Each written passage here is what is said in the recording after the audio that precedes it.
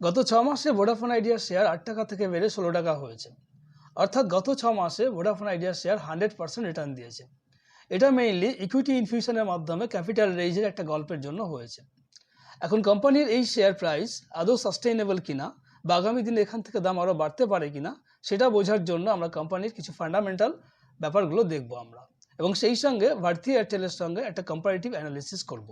September ending কোয়ার্টারে Vodafone আইডিয়ার book value রয়েছে -18.7 রুপিস, ডেট রয়েছে মোর দ্যান 2,40,000 crore, এবং last 3 years negative sales growth হয়েছে 2.11%।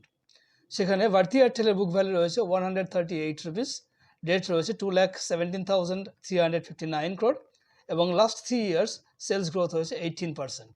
যদি আমরা অপারেটিং মার্জিন দেখি তাহলে দেখা যাবে ভোডাফোন আইডিয়ার অপারেটিং মার্জিন রয়েছে 40%-এর কাছাকাছি, কিন্তু সেখানে ভারতী এয়ারটেলের অপারেটিং মার্জিন রয়েছে প্রায় 52%।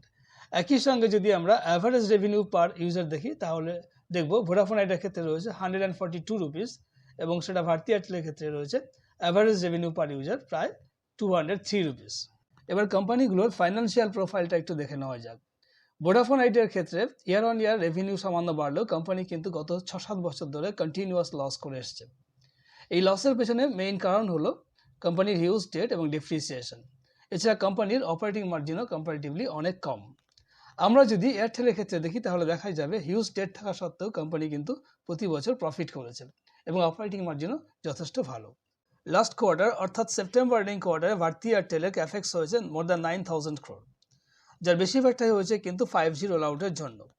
ভোডাফোন আইডিয়া ক্যাফেক্স হয়েছে মাত্র 520 crore। আগামী দিনে ফান্ড রেইজ না করতে পারলে ভোডাফোন আইডিয়ার ক্যাফেক্স কিন্তু প্রায় অসম্ভব, আর সেটা হলে নতুন ইউজার অ্যাডিশন তো দূরের কথা, এক্সিস্টিং ইউজার ধরে রাখাই ভোডাফোন আইডিয়ার জন্য একটা বড় চ্যালেঞ্জ হয়ে দাঁড়াবে।